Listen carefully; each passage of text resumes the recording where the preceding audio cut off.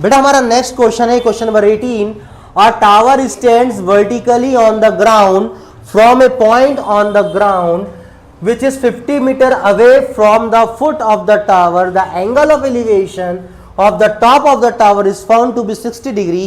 Find the height of the tower. देखो question क्या है हमारे पास। अच्छा बेटा थोड़ा सा लाइट का इश्यू हो गया है तो डेट्स वाई वीडियो थोड़ा आपको थोड़ा सा लो क्वालिटी या लो लाइट में दिखेगा, थोड़ा एडजस्ट कर लेना। तो सबसे पहले हमारे पास क्या है, एक टावर बनाया हमने, एक टावर बना लिया। A tower stands on the ground from a point on the ground which is 50 metre away. एक ग्राउंड पे एक पॉइंट है जिससे उस टावर की दूरी कितनी है, 15 मीटर। तो ये 15 मीटर हो गया। अब क्या बोला उनने, the angle of elevation of the top of tower is found to be 60 degree. उसी पॉइंट से टावर के टॉप पर जो एंगल ऑफ एलिवेशन है ना बेटा वो 60 डिग्री का बन रहा है। तो ये अपन ने बना दिए एंगल ऑफ एलिवेशन कितने डिग्री का, 60 डिग्री का। अब find the height of the tower, हमें इस टावर की हाइट निकालनी है। तो A B C, A B C. सबसे पहले हम गिवन देखें, हमारे पास गिवन में क्या दिया है, इसका सॉल्यूशन स्टार्ट करें।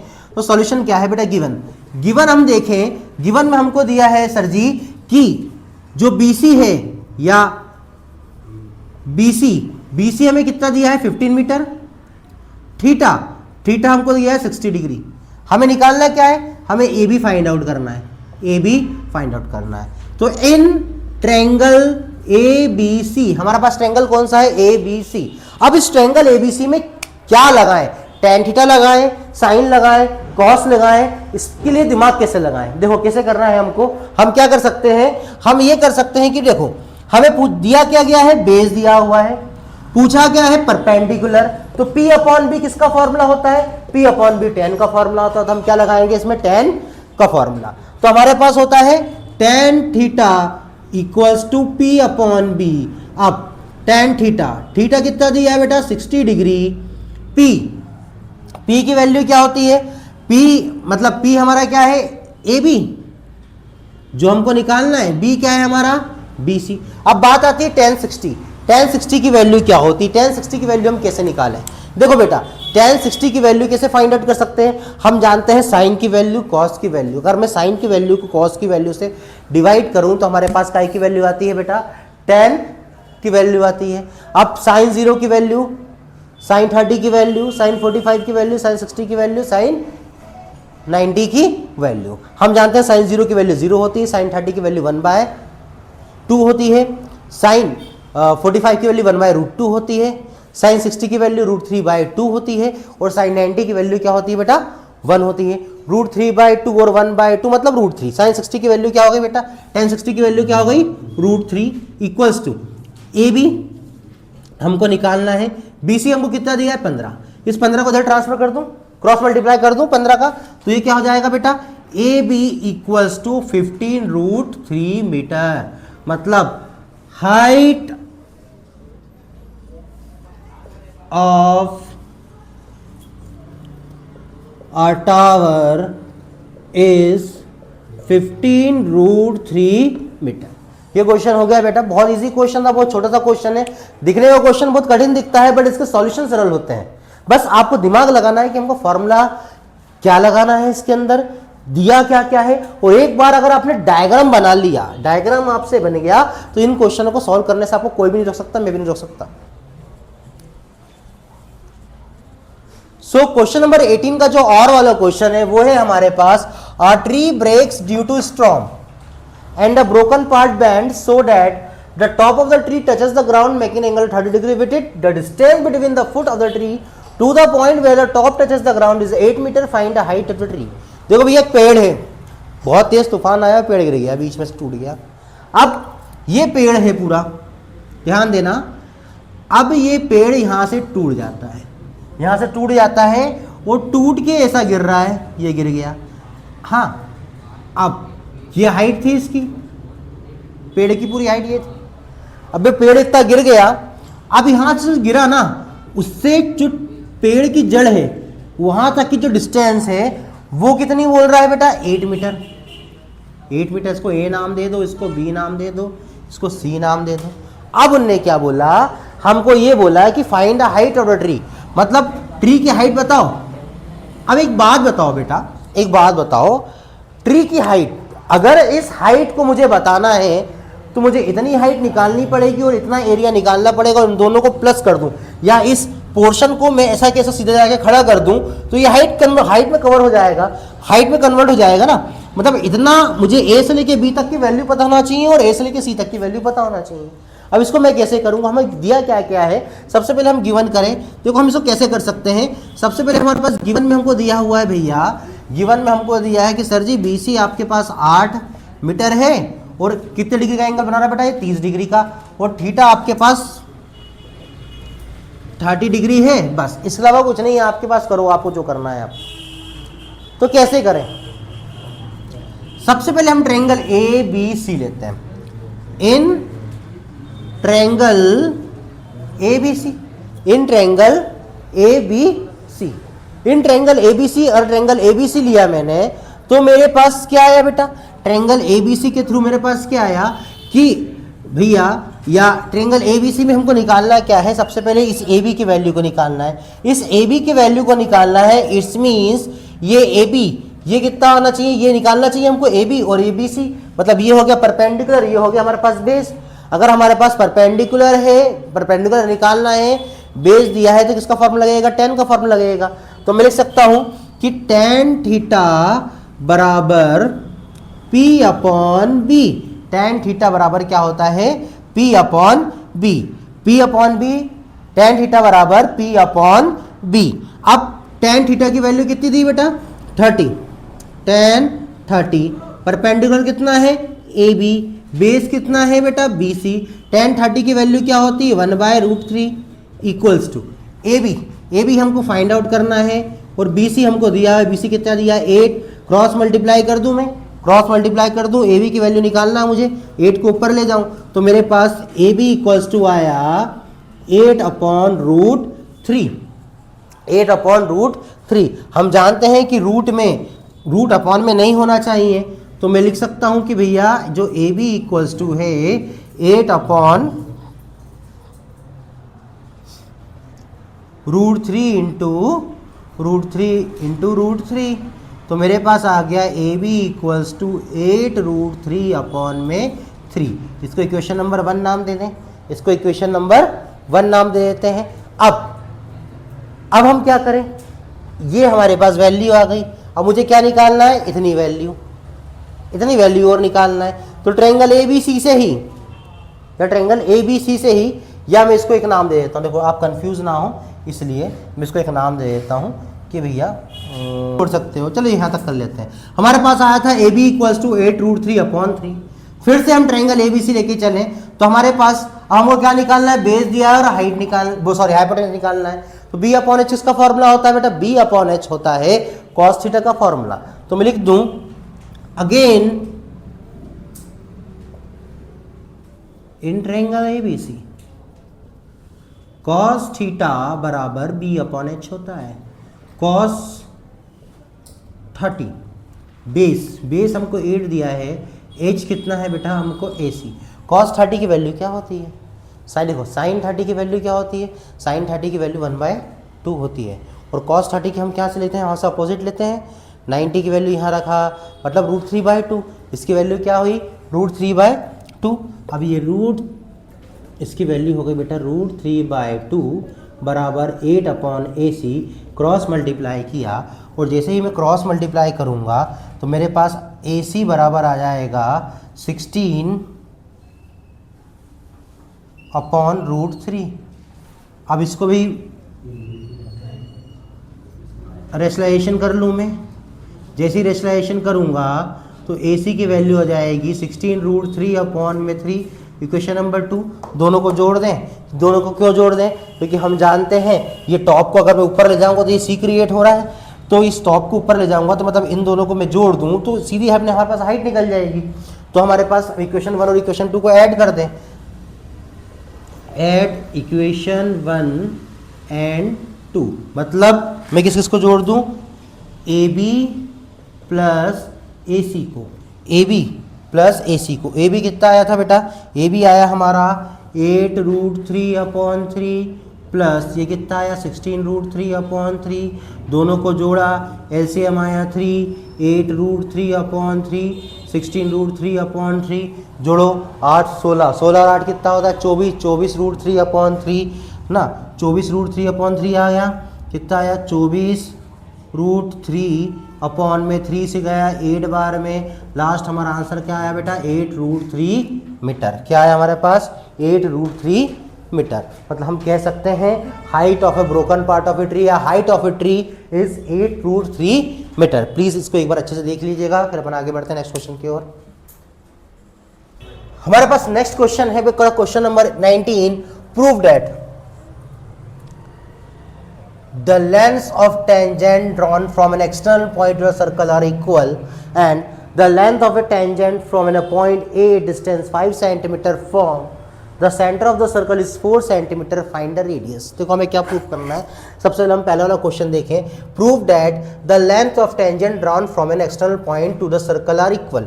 सबसे पहले हम एक सर्कल बनाए, हमने सर्कल बनाया, यहां पर एक टेंजेंट, यहां इस एक्सटर्नल पॉइंट से एक टेंजेंट ड्रॉ करी भैया, एक टेंजेंट ड्रॉ हो गई है, एक्सटर्नल पॉइंट से एक टेंजेंट ड्रॉ हो गई है और एक टेंजेंट ये ड्रॉ हो गई। अब ये इसका सेंटर हो गया O। अब देखो इसको मैंने नाम दे दिया P, इस पॉइंट को नाम दे दिया A, इस पॉइंट को नाम दे दिया B। क्या बोला प्रूव दैट, देखो क्या बोल रहा है prove that the length of tangent drawn from external point to the circle are equal. जो हमने दो टेंजेंट ड्रॉ करी है ना, ये हमको इक्वल प्रूफ करना है। हमको क्या प्रूफ करना है, to prove PA equals to PB। हमारे पास गिवन क्या दिया है, देखो हमारे पास गिवन किया हुआ है लेंथ्स ऑफ टू टेंजेंट्स, हम ऐसा लिख सकते हैं कि PA and PB are two tangents drawn from external point P। हमने एक एक्सटर्नल पॉइंट P से दो टेंजेंट ड्रॉ करी जो कि हमको प्रूफ करना है कि ये इक्वल है। अब हम इसमें कंस्ट्रक्शन क्या करेंगे, देखो हमने क्या किया, हमने कुछ नहीं किया कंस्ट्रक्शन में, हमने बस इतनी सी बात करी, जॉइन इस O से लेके A तक को जोड़ दूं, ये जोड़ दिया, जॉइन OA, इस OB को भी जोड़ सकता हूं मैं, OB एंड इस O से लेके P तक को जोड़ दूं, इस OP को भी हमने क्या कर दिया, जोड़ दिया। अब देखो जैसे ही मैंने इस O से लेके P तक एक लाइन ड्रॉ करी, इस लाइन को जोड़ी, तो हमारा ये जो क्वाड्रिलेटरल है दो ट्रायंगल में बढ़ गया, दो ट्रायंगल में बढ़ गया। तो मैं इसको नाम दे सकता हूं, इन दो ट्रायंगलों को नाम दे सकता हूं बेटा। देखो दो ट्रायंगल कौन कौन से बन गए, एक A यहां से आए P से गए O तक, एक ट्रायंगल APO, एक BPO, एक ट्रायंगल का नाम दे दिया हमने BPO। अब यहां पर हमको काम क्या आने वाला है, यहां पर हमको काम आने वाला है, अब जब हमने 9th में ट्रायंगल पढ़ा था, उस ट्रायंगल के अंदर कॉन्ग्रुएंसी ऑफ ट्रायंगल पढ़े थे, या ट्रायंगल कब कॉन्ग्रुएंट होता है, किस क्राइटेरिया पे होता है, हम वो देखते हैं। हम इन दो ट्रायंगल को अगर कॉन्ग्रुएंट प्रूफ कर दें, इन दो ट्रायंगल को अगर कॉन्ग्रुएंट प्रूफ कर दें, तो हम हमारे PA इक्वल्स टू PB को इजिली प्रूफ कर सकते हैं। तो हम दो ट्रायंगल को कॉन्ग्रुएंट प्रूफ करें। हमारे पास ट्रायंगल कौन कौन सा है, proof in triangle APO and triangle BPO। हमारे पास दो ट्रायंगल, एक ट्रायंगल APO और एक ट्रायंगल है BPO। अब इसमें क्या क्या आपको कॉमन दिख रहा है, या क्या क्या आप बोल सकते हो कि सर ये इक्वल है या ये दोनों इक्वल हैं। आप देखो एक बार वीडियो पॉज करना, पहले आप खुद देखना फिर उसको आगे समझना। देखो ठीक है, अब देखो हम जानते हैं कि ये भी रेडियस है और ये भी क्या है, रेडियस है। अब सबसे पहले मैं ऐसा लिख सकता हूं कि sir angle OAP equals to angle OBP, sorry OBP। क्यों both are 90 degree, both are 90 degree. Reason क्या है इसका, देखो रीजन ये है, आप जानते हो कि किसी भी एक्सटर्नल पॉइंट से जब कोई टेंजेंट ड्रॉ होती है, किसी सर्कल पे टच करती है तो रेडियस से आने वाली जो उस पे सेंटर पॉइंट से जो रेडियस आती है वो उसके परपेंडिकुलर होती है, वो से क्या होती है, परपेंडिकुलर होती है। तो बोथ आर 90 डिग्री। अब मैं क्या लिख सकता हूँ कि हाँ भैया सर हमको एक और चीज़ दिख गई, हमको क्या दिख गया कि भैया OP इक्वल्स टू OP है, ये OP इक्वल्स टू OP और सम प्ले OP equals to OP common side, क्या बोल सकता हूँ मैं, कॉमन साइड। अब हमारे पास बचा है हम तीसरा क्या प्रूफ करें। हमारे पास हो गया भैया एक एंगल साइड। अब मैं इसे तीसरा हम लोग क्या कॉमन दिख रहा है कि मैं इसको बोल सकूं, नहीं सर अब यहां से अपन ये कह सकते हैं। तो अब हमारे पास क्या दिया, देखो proof that the length of the tangent drawn from external point to the circle are equal. अब हमको क्या प्रूफ करना है, हमको प्रूफ करना है PA इक्वल्स टू PB। अब दो चीज तो हमने कॉमन बता दी कि भैया इस ट्रायंगल में दो चीज हमको मिल गई है, एक चीज और कोई से मिल जाए जिससे ये ट्रायंगल क्या प्रूफ हो जाए, कॉन्ग्रुएंट प्रूफ हो जाए। अब देखो ढूंढो वो चीज क्या है, ढूंढो चलिए ढूंढो क्या कर सकते हैं हम, क्या प्रूफ कर सकते हैं। देखें अपन, देखो हमारे पास है OA, ये हो गया भैया 90 डिग्री OP और OA इक्वल्स टू OB, अब हमारे पास तीसरी साइड क्या हमको क्लियर दिख रही है कि भैया ये OA और ये OB आपस में क्या है, इक्वल है। OA इक्वल्स टू OB क्या है, आपस में इक्वल। तो OA इक्वल्स टू OB क्यों, radius of same circle, radius of same circle हमेशा क्या होंगी, इक्वल। एक सर्कल में कितनी भी रेडियस हो वो क्या होंगी बेटा, इक्वल होंगी, इस बात का ध्यान रखना। तो हम क्या कर सकते हैं, ये हमारी हो गई एंगल साइड है ना,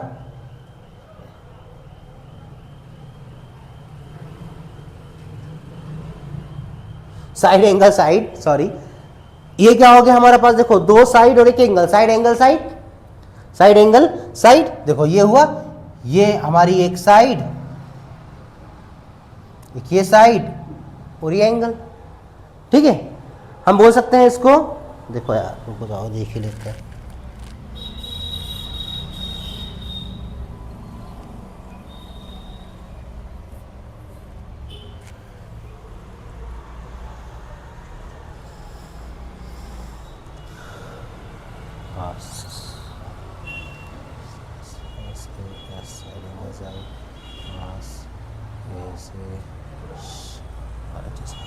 देखिए हमने क्या देखा कि OA इक्वल्स टू OB है, मतलब यह ट्रायंगल हमारा क्या हो जाए, कॉन्ग्रुएंट प्रूव हो चुका है साइड एंगल साइड के थ्रू। तो मैं लिख सकता हूं कि ट्रायंगल APO कॉन्ग्रुएंट है ट्रायंगल BPO से। तो मैं कह सकता हूं कि PA इक्वल्स टू PB भी होगा बाय CPCT। बेटा CPCT ऐसा अस्त्र है ना, हर चीज को बहुत जल्दी सॉल्व कर देता है। बस एक बार ट्रायंगल कॉन्ग्रुएंट हो जाए, बाकी क्वेश्चन तो CPCT से हो जाते हैं, ठीक है। देखिए इसको, फिर नेक्स्ट हम आगे बढ़ते हैं क्योंकि जगह नहीं है हमारे पास। पर अब हम देखते हैं क्वेश्चन नंबर 19 का और वाला।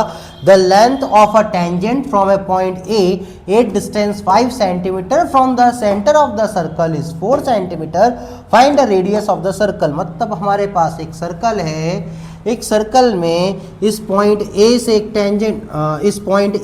टेंजेंट ड्रॉ करता हूं मैं, इस पॉइंट A से एक टेंजेंट ड्रॉ किया तो मैं क्या बोल सकता हूं, और ये सेंटर है, इस सेंटर से इस टेंजेंट की डिस्टेंस मैंने मान ली 5 सेंटीमीटर है और ये हो गई हमारी 4 सेंटीमीटर। तो ये रेडियस हमें फाइंड आउट करनी है। वो नाम दे दो, इसका नाम A दे दिए, इसका नाम हम P दे देते हैं या B दे देते हैं, कुछ भी दे दो आप इस पर। अब हमारे पास एक ट्रायंगल क्रिएट हो गया, इन ट्रायंगल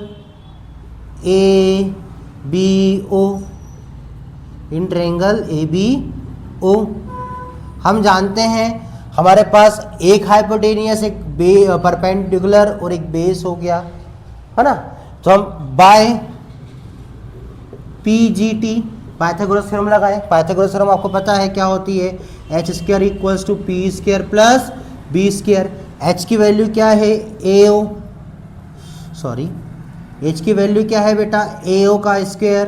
P की वैल्यू क्या है, ए बी का स्क्वायर, बी की वैल्यू क्या है ओ बी, ओ बी का स्क्वायर, ए ओ की वैल्यू क्या है बेटा हमारे पास है 5 का स्क्वायर इक्वल्स टू 5 का square equals to A B की वैल्यू क्या है बेटा 4, 4 का स्क्वायर प्लस बेस, हमको रेडियस निकालनी है, ओ बी निकालना है, ओ बी का स्क्वायर, 5 का स्क्वायर होता है 25, 4 का स्क्वायर होता है 16 प्लस ओ बी का होल ऑफ स्क्वायर, 16 को ट्रांसफर कर दूं 25 minus 16 equals to O B का होल ऑफ स्क्वायर। अब ये तो आपको बहुत आसानी तरीके से आता होगा कि 25 माइनस 16, 25 में से 16 गया कितना बचा बेटा 9 बचता है, और जैसे ही 25 में 16 घटाऊंगा 9 बचेगा, तो हमारे पास ओ बी स्क्वायर बराबर 9 आ जाएगा। और उस स्क्वायर को मैं इधर ट्रांसफर करता हूँ, जैसे ही मैं इस स्क्वायर को इधर ट्रांसफर करता हूँ तो मेरे पास ओ बी की वैल्यू आ जाएगी √9, √9 को जैसे ही खोलूंगा मैं 3 सेंटीमीटर, मतलब हमारा रेडियस जो आ गई ना बेटा वो कितने की हो गई 3 सेंटीमीटर। ठीक है, देख लीजिए इस क्वेश्चन को। देखिए बेटा हमारा जो नेक्स्ट क्वेश्चन है क्वेश्चन नंबर 20, क्वेश्चन नंबर 20 में क्या बोल रहा है, find the area of sector of a circle with radius 6 centimetre if the angle of sector is 60 degree. हमें एक सर्कल का एरिया ऑफ सेक्टर निकालना है। अब एक सर्कल बना लो बेटा, ये सर्कल बन गया हमारे पास, हमें क्या निकालना है एरिया ऑफ सेक्टर निकालना है। मतलब ये अगर मैं ऐसा रख लूँ और रेडियस कितनी दी है बेटा 6 सेंटीमीटर दी है, और मैं बोल दूँ ये ऐसे ही 6 सेंटीमीटर रेडियस है हमारे पास, हाँ ये ओ मान लो, और थीटा हमको कितना दिया है बेटा 60 डिग्री दिया हुआ है, इसको ए मान लो, इसको बी मान लो। तो हमें क्या निकालना है area of sector, area of sector, area of sector निकालना है हमको, है ना। इसको एक पॉइंट मान लेते हैं बड़े सा। हमें क्या निकालना है, find the area of sector of radius with radius 6 centimetre if the angle of sector 60 degree. Angle हमको 60 दिया है, गिवन में हमको क्या क्या दिया है देखो, गिवन में हमको दिया हुआ है भैया, गिवन में हमको दिया है radius 6 centimetre, theta 60 degree, area of sector निकालना है, area of sector, area of sector निकालने का फॉर्मूला हम जानते हैं theta upon 360 into pi are square. Theta कितना दिया है 60, 60 अपॉन 360 इंटू पाई की वैल्यू 22 अपॉन 7, और आर क्या है बेटा हमारे पास 6 इंटू 6, 0 से 0 6 से 6 बार में, और एक 6 से ये 6 कट गया, क्या बचा 22 इंटू 7 इंटू 6, 6 दूनी 12 का 2, क्या मिला 1, 6 दूनी 12 का 1 13, 132 अपॉन 7 सेंटीमीटर स्क्वायर। ये आपका आंसर, आपका आंसर क्या है बेटा 132/7 सेंटीमीटर स्क्वायर। ये आपका आंसर है क्वेश्चन नंबर 20। इसका और वाला भी हम करते हैं, एक बार इसको देख लीजिए। तो बेटा हमारे पास क्वेश्चन नंबर 20 का जो और वाला क्वेश्चन है वो क्या बोल रहा है, the length of minute hand clock, आपकी ये क्लॉक दिख रही है, क्लॉक मिनट हैंड क्लॉक, ये क्लॉक दिख रही है, हैंड क्लॉक दिख रही है, इज 14 सेंटीमीटर। अच्छा, जो मिनट हैंड होता है ना, the length of minute hand clock, मतलब आपकी जो क्लॉक में जो मिनट का हैंड होता है ना, ये क्लॉक में जो मिनट हैंड, मिनट का जो कांटा होता है बोल सकते हैं, मिनट वाला जो कांटा होता है उसकी लेंथ 14 सेंटीमीटर है। Find the area swept by minute hand 5 minutes. तो बताइए 5 मिनट में वो कितना एरिया चलेगा। सबसे बड़ी बात 5 मिनट में कितना एरिया चलेगा, सबसे बड़ी बात ये है कि भैया 5 मिनट, अब ये देखो ये हमारी मान लो घड़ी का डायल है, ये घड़ी का डायल है, हम जानते हैं ये 12, ये 6, ये 3 और ये 9, इसमें आ गया 1 2 4 5 7 8 10 और 11। अब ध्यान से देखना बेटा, मिनट हैंड बोल रहा है, मान लो ये मिनट हैंड यहाँ पर है, यहाँ से वो यहाँ गया तो कितना एरिया कवर करा, कितना एरिया कवर करा हमको ये निकालना है। अब सबसे पहली बात, इतना एरिया या इतने एरिया का हमको सबसे पहले हमको थीटा पता होना चाहिए, एंगल पता होना चाहिए कि कितना एंगल इस दोनों कांटों के बीच या दोनों एरिया मतलब इन दोनों के बीच कितना एंगल हमारा पास बन रहा है।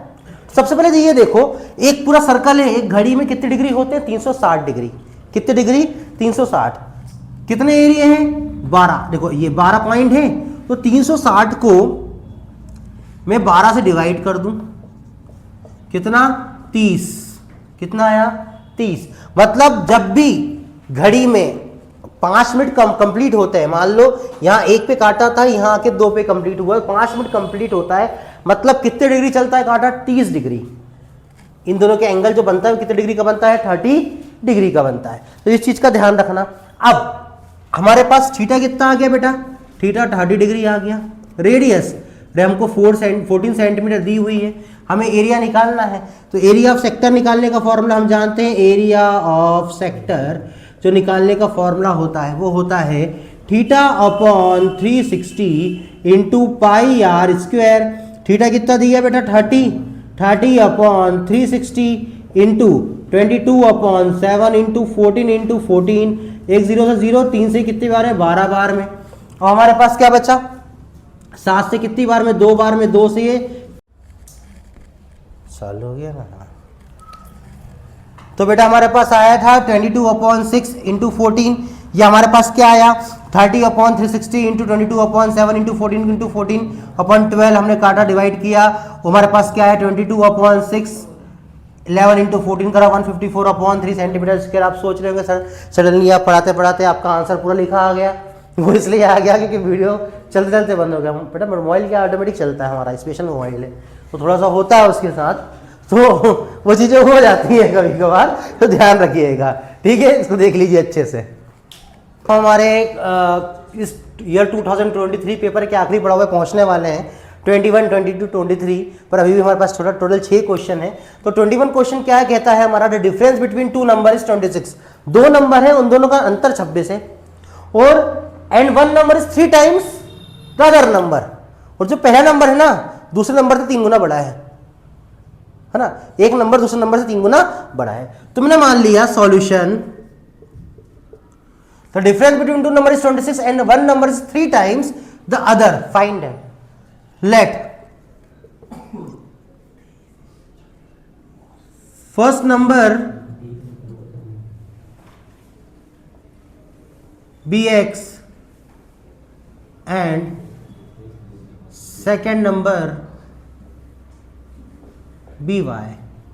अब इन दोनों का अंतर 26 है अकॉर्डिंग टू क्वेश्चन। तो x minus y equal to 26, equation number 1। फिर क्या बोल रहा है, and 1 number is 3 times the other. जो पहला नंबर है वो दूसरे नंबर से 3 गुना है, तो ये y। अब देखना यहां, मेन चीज यहां देखना बेटा, पहला नंबर दूसरे नंबर से 3 गुना है, मतलब ये जो x है ना वो y से 3 गुना ऑलरेडी है, और उसको बराबर करने के लिए हम इक्वल लगा रहे हैं, इनको बैलेंस करने के लिए, इक्वल करने के लिए हम 3 का मल्टीप्लाई कहां करेंगे, इस y में। ध्यान रखना, सबसे ज्यादा कंफ्यूजन नहीं होता है। 1 number is 3 times the other, ये जो x है y से ऑलरेडी 3 गुना है। मान लो आपके पास एक 9 लिखा है और इक्वल्स टू के इस तरफ 3 लिखा है, तो आप समझ रहे हो कि 9 3 का 3 गुना है। आप दोनों को बराबर करने के लिए क्या करोगे, इस 3 में 3 का मल्टीप्लाई करोगे ना, तो हम क्या कर दें, x इक्वल्स टू क्या कर दें 3y। ये क्वेश्चन नंबर 2, इसको सब्स्टिट्यूशन मेथड से हम सॉल्व कर लेते हैं। कैसे सॉल्व करते हैं, सब्स्टिट्यूशन मेथड से। देखो x इक्वल्स टू 3y है ना, put the value of x in equation first. Equation first क्या है, x minus y equal to 26, x की वैल्यू क्या है 3y, 3y minus y equal to 26, 3y में से y क्या कितना बचा 2y इक्वल टू 26, y की वैल्यू क्या आ गई बेटा 26 अपॉन 2 मतलब 13, y इक्वल टू 13 आ गया।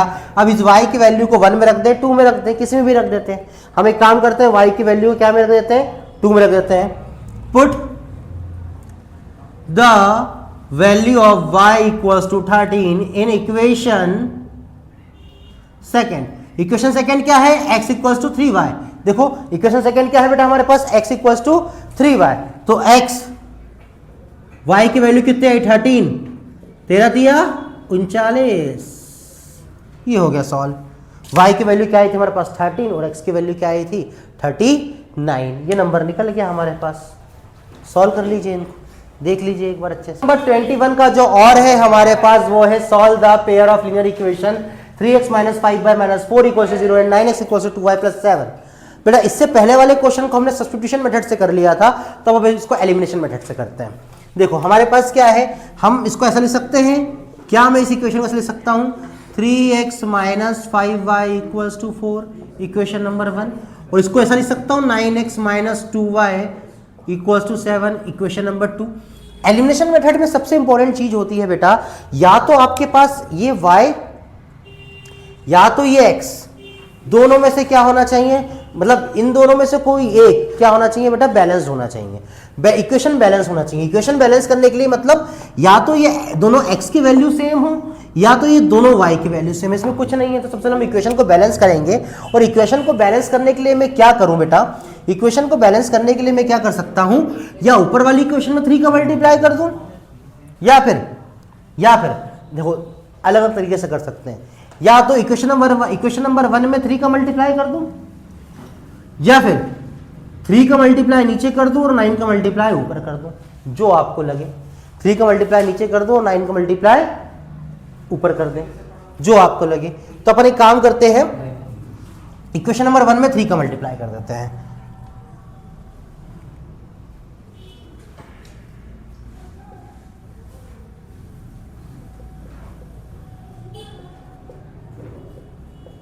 इन इक्वेशन 1 तो हमारे पास क्या जाएगा बेटा, ये 9x minus 15y 12 upon 9x minus 2y equals to 7।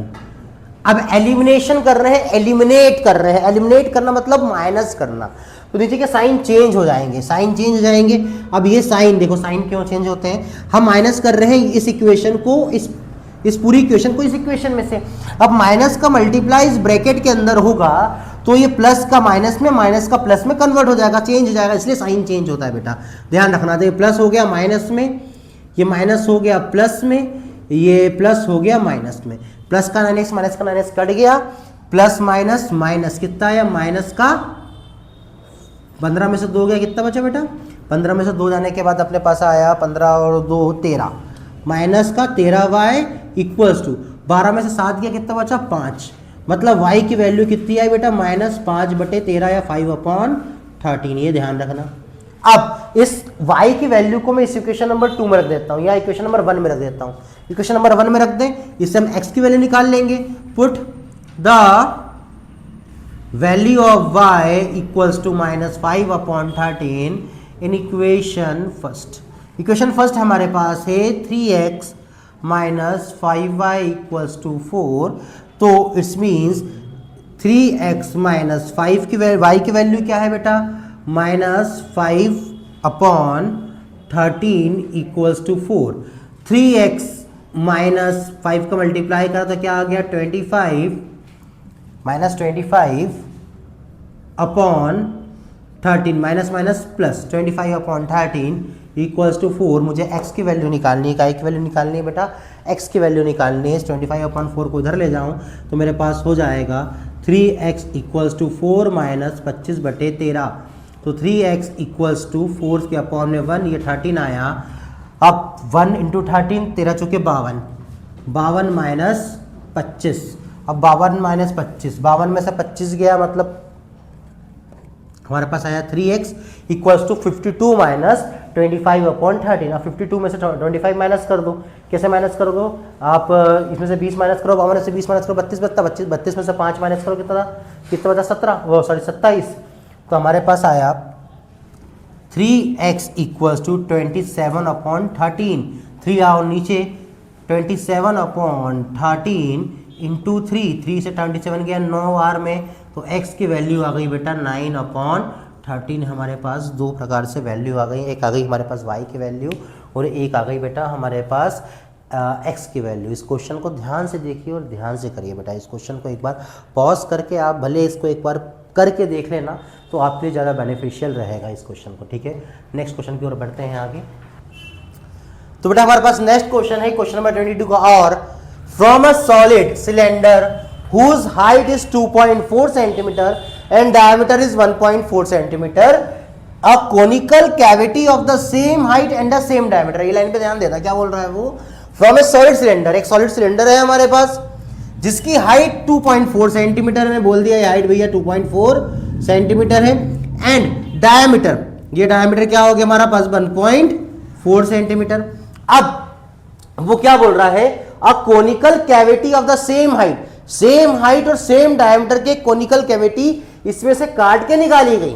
तो हम एक कोन बना दें, मैंने बोल दिया भैया ये कोण ये हो गया और ये हो गया, इसमें से काट के निकाला गया, तो हाइट तो कोण की सेम हो गई है ना, सेम हाइट और सेम डायमीटर की। तो find the total surface area of remaining solid. तो आपको बताना है कि total surface area of remaining solid. एक काम करो, इसको अपन 1.4 जो डायमीटर है ऊपर बना लेते हैं, ये हमारा 1.4 सेंटीमीटर। हमें क्या बताना है, find the total surface area of remaining solid. सबसे पहले गिवन देखो, हमारे पास गिवन में दिया क्या क्या है। हमें गिवन में दिया हुआ है height of cylinder equals to height of cone. ठीक है, कितना दिया है 2.4 centimetre. Diameter of cylinder and cone is 1.4 centimetre. तो रेडियस कितनी हो गई दोनों की। चलिए, तो सडनली लाइट चली गई थी, तो डेट्स वाई आपको एकदम से चेंज दिख रहा होगा बोर्ड पर। रेडियस इक्वल्स टू क्या हो जाएगी 1.4 डिवाइडेड बाई 2, मतलब 14/2 इंटू 10 से गया 7 बार में, मतलब 0.7 सेंटीमीटर क्या आ गई बेटा हमारी रेडियस। अब देखो हमें क्या निकालना है, कर्व सरफेस एरिया। काय का कर्व सरफेस एरिया निकालना है हमको सिलेंडर। हमको क्या निकालना है, find total surface area remaining. Total surface area remaining निकाल रहा है बेटा। देखो इतना हिस्सा तो हमने काट के निकाल दिया, ये हिस्सा और यहां से इतना हिस्सा काट के निकाल दिया, तो ऊपर का हिस्सा तो गायब हो गया। ऊपर का जो गोल हिस्सा था, अपना जो डायमीटर था वो तो गायब हो गया। हम इसमें क्या लगेगा, हमारा कर्व सरफेस लगेगा, क्योंकि टोटल सरफेस कब लगता है, जब चारों तरफ का हिस्सा होता हमें कर्व सरफेस लगेगा इसलिए। तो curve surface area of cylinder भी लगेगा, कर्व सरफेस एरिया ऑफ कोन भी लगेगा। But curve surface area of कोन या CSF कोन का फॉर्मूला होता है पाई आर एल। अब एल क्या है, एल हमारी होती है स्लैंट हाइट। तो सबसे पहले हम स्लैंट हाइट निकालें इसके अंदर। तो स्लैंट हाइट निकालने का फॉर्मूला होता है l equals to under root r square plus h square. तो l equals to under root r की वैल्यू कितनी दी है बेटा 0.7 का स्क्वायर प्लस एच कितना दिया है बेटा, एच हमको दिया है 2.4 का स्क्वायर। तो L इक्वल्स टू 0.7 का स्क्वायर क्या होगा 0.49। 24 का स्क्वायर क्या होगा बेटा, 24 का स्क्वायर क्या होगा, 24 का स्क्वायर होगा हमारे पास, या 7 का स्क्वायर किस तरीके से निकालूं 49। हाँ तो 0.49 हो गया। 2.4 का स्क्वायर निकाला अपन ने, 24 का स्क्वायर होता है 576 अपॉन 100 तो 5.76। तो ये हो गया 5.76 और इन दोनों को जोड़ दोगे तो आपके पास आएगा 6.25। और 6.25 किसका होता है 25 का 625 किसका होता है 25 का, तो 2.5 हो गया 2.5 का। 6.25 किसका हो गया 2.5 का। तो हमारे पास L कितना आ गया 2.5 सेंटीमीटर। अब हमें क्या निकालना है, surface area of remaining solid. Surface area of remaining solid, surface area of remaining solid. देखो सॉलिड में हमारे पास क्या क्या बचा, हमारे पास बचा curve surface area of cylinder. तो curve surface area of cylinder का फॉर्मूला होता है 2πRh plus curve surface area of cone, उसका फॉर्मूला होता है πRL प्लस ये नीचे का हिस्सा, ये जो एरिया ऑफ बेस दिख रहा है, बेस डायमीटर दिख रहा है, एरिया ऑफ बेस डायमीटर, इसका फॉर्मूला क्या हो जाएगा हमारे एरिया ऑफ सर्कल, जैसे πr स्क्वायर। अच्छा प्लस क्यों हुआ, बहुत से बच्चों के मन में आएगा सर हम इसे यहाँ से काट के निकाले तो माइनस कर देते हैं, इतना हिस्सा माइनस कर देते हैं। नहीं बेटा माइनस नहीं होगा। क्यों माइनस इसलिए नहीं होगा, क्योंकि देखो जैसे ये हिस्सा कट के यहाँ से निकला तो यहाँ हमारे को एक सरफेस मिली, क्या मिली, एक सरफेस मिली। और जब ये सरफेस मिली ना तो हमको क्या निकालना है, सरफेस मतलब रिमेनिंग सरफेस, मतलब जितनी भी सरफेस बची उसका एरिया निकालना है, जिसका उसको अपन ने क्या कर रहे हैं प्लस कर रहे हैं। हमारे पास फॉर्मूला है भैया 2πRh प्लस πr स्क्वायर। जो कॉमन निकल रहा है कॉमन निकाल दो, या अदरवाइज इसमें वैल्यू पुटअप कर दो और आप अपना आंसर निकाल सकते हैं। देखो मुझे कॉमन क्या दिख रहा है भैया, ये πr इसमें भी, πr इसमें भी है, πr इसमें भी है। मैंने πr कॉमन निकाल लिया, क्या बच गया अंदर 2h प्लस यहाँ क्या बच गया l, और यहाँ क्या बच गया बेटा एक r बच गया। बस वैल्यू पुटअप कर दो। देखो πr इसमें भी था, πr इसमें था, πr इसमें भी था, तो यहाँ से πr निकला तो क्या बचा 2h प्लस यहाँ से पाई आर निकला तो कितना बचा एल, प्लस यहाँ से आर स्क्वायर था, एक पाई आर निकला तो क्या बचा हमारे पास आर, तो हमारे पास आ गया आर। अब वैल्यू पुटअप कर दूं, पाई की वैल्यू 22.7 यूज करनी है, 22/7 इंटू आर की वैल्यू क्या है बेटा, आर की वैल्यू अपनी थी 0.7, 2 इंटू एच कितना है, एच हमारा 2.4, एल कितना आया, एल हमारा आया 2.5 और आर कितना था हमारे पास 0.7, आर था हमारे पास 0.7। जो कट रहा है उसे काट दो, जो नहीं कट रहा उसे मत काटो। क्रॉस मल्टीप्लाई हो रहा है तो क्रॉस मल्टीप्लाई करो, मल्टीप्लाई हो रहा था मल्टीप्लाई करो, अगर ट्रांसफर हो रहा था ट्रांसफर करो, जैसे भी कट शॉर्ट करना है आपको कट शॉर्ट करो, आंसर लेके आओ, बस आंसर लेके आना। देखो मेरे पास बोर्ड की कमी हो गई नहीं तो मैं आंसर निकाल देता, यहाँ मैं कोने में निकालूंगा नीचे निकालूंगा तो समझ नहीं आएगा। तो इतना आंसर आप लोग निकाल लीजिएगा, बहुत आसान है। 7 से 0.7 काट देना, 0.1 बार में कट जाएगा, बाकी सब अंदर यहाँ मल्टीप्लाई करके प्लस करके आखिर में 22 को मल्टीप्लाई कर देना, तो आपके पास पूरा आंसर आ जाएगा। इस क्वेश्चन को ध्यान से देखिए, फिर हम बढ़ते हैं हमारे नेक्स्ट क्वेश्चन की ओर।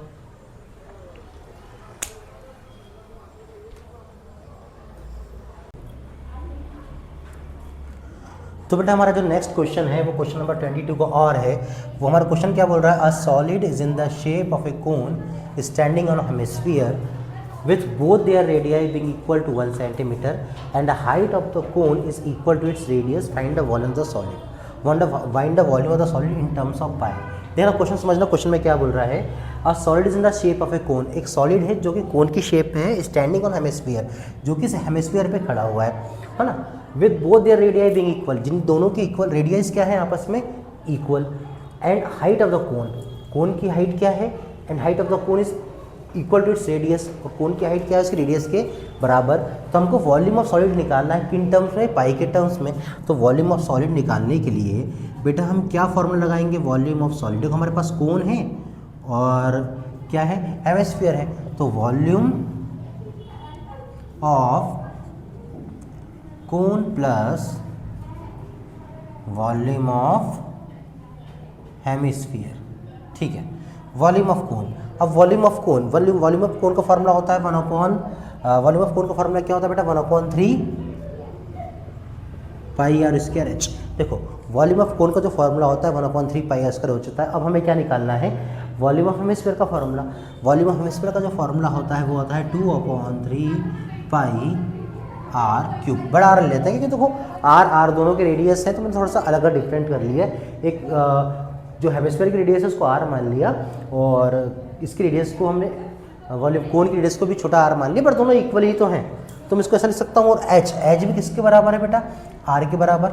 वॉल्यूम ऑफ देखो क्या लिखा है, height of cone is equal to इस रेडियस, कोन की जो हाइट है उसकी रेडियस के इक्वल है। 1/3 pi are square into R, 2/3 pi R cube, 2/3 pi R cube. देखो क्या आया हमारे पास, 1/3 pi are square into R. क्यों एच की जगह क्यों आर लिखे, क्योंकि इसकी हाइट है, जो कोन की हाइट है वो इसकी रेडियस के बराबर है, तो आर लिख दिया, प्लस 2/3 पाई आर क्यूब, क्योंकि बड़ा आर छोटे आर के बराबर है तो अपन आर क्यूब लिख दिया। तो हमारे पास आया 1/3 pi R cube plus 2/3 pi R cube. क्या कॉमन ले सकता हूँ मैं,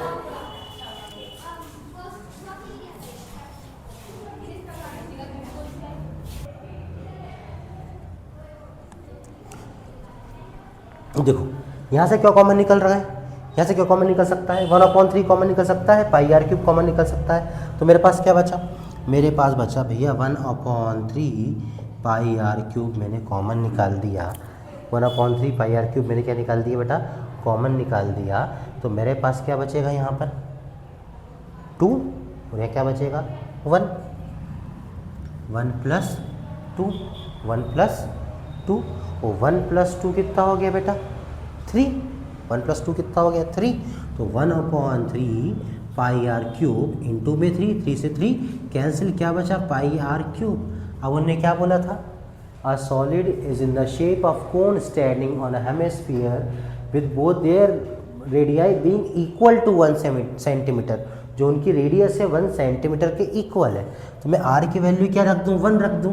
आर की वैल्यू 1 का क्यूब क्या होता है 1, तो आंसर क्या आया बेटा पाई, और इसका हमको आंसर पाई में लाना था। जो नेक्स्ट क्वेश्चन है वो क्वेश्चन नंबर 23 है। क्वेश्चन नंबर 23 का क्वेश्चन दिया हुआ है, हमें क्या निकालना है, इसे मीन निकालना है बेटा। क्या निकालना है, हमें मीन निकालना है। ध्यान रखना, पूरा क्वेश्चन लिख नहीं रहा हूँ, बोर्ड थोड़ा सा छोटा है हमारे पास, या बोर्ड पे आ नहीं पाएगा पूरा जो है, तो हमें इसका मीन निकालना है। हमारे पास 3 मेथड होती हैं, या तो हम डायरेक्ट मेथड से निकालें, या स्टेप डिविएशन से निकालें, या एज्यूम्ड मीन से निकालें। तो हम डायरेक्ट मेथड अप्लाई करेंगे अगर कुछ ना दिया हो तो ज़्यादा। तो हम एक टेबल बनाते हैं, हमारे पास क्या दिया है, क्लास इंटरवल हमारा, उसके बाद फ्रीक्वेंसी FI, क्लास मार्क,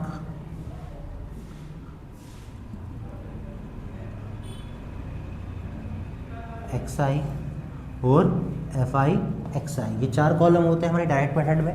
हमारे पास सबसे पहले दिया है क्लास इंटरवल 45 से 55, 55 से 65, 65 से 75, 75 से 85, 85 से 95। अब इधर देखो 45 से 55, हम सबसे पहले हमारी फ्रीक्वेंसी लिख लें, 3, 10, 11, 8, 3। अब 45 से 55, सबसे पहले हम क्या निकाल रहे हैं, क्लास मार्क कैसे निकालते हैं, lower limit plus upper limit divide by 2, 55 5, 60 40 100, 100 divide 2 मतलब 50, ये क्या आ रही है 50, मतलब 45 और 55 बीच के आया 50 आया, तो सबके इसकी बीच की वैल्यू हो जाएगी। 55 और 65 के बीच में क्या आता है 60, करके देख लेते हैं अपन, 55 और 5 60, 60 और 60 120, ये आ गया डिवाइड बाय 2 मतलब 60, मतलब इसमें क्या आएगा बेटा 70, इसका क्या जाएगा 80 और इसका क्या जाएगा 90। ध्यान से देखो, सोचो मत कि सर ने कर क्या रहा है, देखा क्या है, करना क्या है अपन को, lower limit plus upper limit divide by 2। इसको डिवाइड करने पे क्या आया 50 आया बीच का, इसको हमने चेक करा, इन दोनों को डिवाइड करने का 60 आया बीच का, इसमें सबकी बीच की वैल्यू आएंगी। ठीक है, अब FI XI 5 3 जा 15, 150 कितना आया 600, 70 × 11 770, 8 8 64, 640, 9 3 27, 270। अब हम क्या निकालने, सिग्मा FI, सिग्मा FI कितना आ रहा है बेटा, देखो 3 3 6 6 और 8, देखो चलो इसे कर लेते हैं, 10 3 13, 13 10 23 और 1 24, 24 और 8 32 3 35। अब इसको जोड़ लें, सिग्मा FI XI या समेशन FI XI, सबको जोड़ लो, सबको जोड़ो अपन ने 0 0 0 0 0, क्या में तो अब 5 7 5 12, 12 7 16, 16 और 7 23 का 3, किर मिलेगा 2 2 1 3, 2 1 3, 3 और 6 9, 9 7 16, 16 और 6 6 6 12 22, 22 और 2 24, 24 30। हमारे पास क्या आया बेटा 2430 डिवाइड बाय 35, 2430 डिवाइड बाय 35। अब डिवाइड कर दो इसको, कैसे कर दो, 5 से कर दो, 20 25 आता है कितनी बार में बेटा, नहीं 20 आता है कितनी बार में बेटा, 5 से 4 बार में 43, 80, 8 बार में क्या आता है 40 आता है, 30 आता है, 486, ये कितनी बार में 7 बार में। अब डिवाइड करके देखिए 7 से करना कितनी बार में जा रहा है, 48 नहीं आ रहा, अपना 7 42 कितनी बार में, 6 बार में, कितना बचा बेटा 42, 42 कितना है 6 66 आता है क्या, नहीं इससे छोटा 63 कितनी बार में, 9 बार में, 63 बचा 3 पॉइंट लगा दिए, 30 नहीं आता, उससे छोटा 28, फिर 2, फिर उससे छोटा 14 कितनी बार में, 2 बार में, फिर बाकी ये आता रहेगा, अब आगे करोगे 69.42। सॉल्व कर लीजिए इसको। हमारे नेक्स्ट क्वेश्चन और हमारा इस सीरीज का आखिरी क्वेश्चन, क्वेश्चन नंबर 23 का और वाला, जिसमें हमको क्या फाइंड आउट करना है, मोड फाइंड आउट करना है। पूरा क्वेश्चन मैंने नहीं लिखा है बोर्ड पर, बट मैं आपको बता देता हूँ इसको हमको क्या फाइंड आउट करना है, मोड फाइंड आउट करना है। हमें क्या दिया हुआ है, life time in hours, frequency, मतलब 0 से 20 के बीच में से 10 बल्ब है जिनका लाइफ टाइम क्या है 10 घंटे का, 20 से 40 घंटे का लाइफ टाइम 35 बल्ब का है, 40 से 60 घंटे का लाइफ टाइम 52 बल्ब का है, 60 to 80 61 bulb, 80 to 100 38 bulb, 100 to 120 29 bulb. पर हमें फाइंड आउट क्या करना है, हमें फाइंड आउट करना है बेटा मोड ऑफ द डाटा। क्या निकालना है, इस डेटा का मोड निकालना है। तो मोड निकालने का जो फॉर्मूला होता है वो होता है बेटा L plus F1 minus f0 upon 2f1 minus f0 minus f2 into में h। अब बात करें कि सर आपने हमारे सामने फॉर्मूला तो लिख दिया, बट ये L क्या होता है, F1 क्या होता है, H क्या होता है, F0 क्या होता है, F2 क्या होता है, ये चीजें तो बताइए।